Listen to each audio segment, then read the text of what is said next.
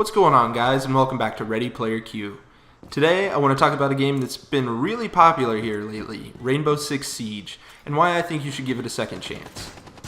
So Rainbow Six Siege isn't a new game per se. It came out about 2 years ago, but if you're anything like me, you likely picked it up, found some potential within it, but quickly put it down due to some really long matchmaking times, just an overall buggy experience, and a pretty shitty frame rate.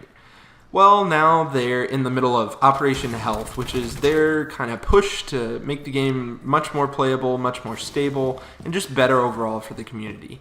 So I picked up this game just because I've seen so many people here talking about it lately, and a few guys on my friends list picked it up and started getting back into it, and I've really had a great experience. So they've fixed a lot of those issues. I've noticed that anytime I'm looking for a match, even if we don't have a full team, it takes probably 30 to 45 seconds on average, which is a drastic improvement over the 5 to 10 minutes that it took when the game first launched. In addition, the tick rate and the hit registration sucked whenever this game first came out. You could be aiming right at someone's chest and putting some shots on target, and they wouldn't even register, and somehow they would just magically kill you. That was really annoying, and there was a lot of network lag, which has been removed. I'm happy to say that whenever I've played this game, I haven't noticed any really crazy deaths, and the player animations are a lot smoother. The frame rate seems to just be overall better in the game. A lot of the bugs are gone. There's no more clipping through walls, no more blowing up cement walls, and no kind of bogus deaths. It's a really solid game, and the mechanics behind it are really good. So what it is a 5-on-5 style, pretty much team deathmatch. There is an objective that you can secure to win. That ranges in between being a bomb or a hostage or just a location to secure. But what most people do is they tend to seek out the 5 attackers and try to kill them, and the attackers kind of move into a little fort that the defenders have put up. It's a really fun experience, and something that I wasn't expecting to have as much fun on as I actually am. Like I said, I had played this game recently, so I had some preconceived expectations coming into it that it was going to suck once again, and it really doesn't. It's an entirely different game. It's really fun, especially if you have a team of players to kind of focus in on and ruin some other players' days, and you're definitely going to get frustrated with it.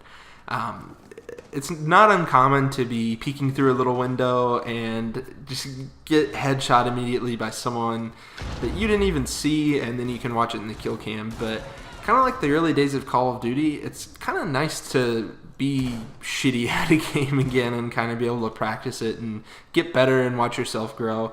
And this is something that, a lot like PUBG, it allows you to do that. It allows you to relearn some new mechanics, and is a really competitive experience overall. So if I were to recommend this game to someone that had already played it, some reasons that I would give, beyond those that I've already stated, as to why they should come back to it, is the developers behind this game are really putting effort into it.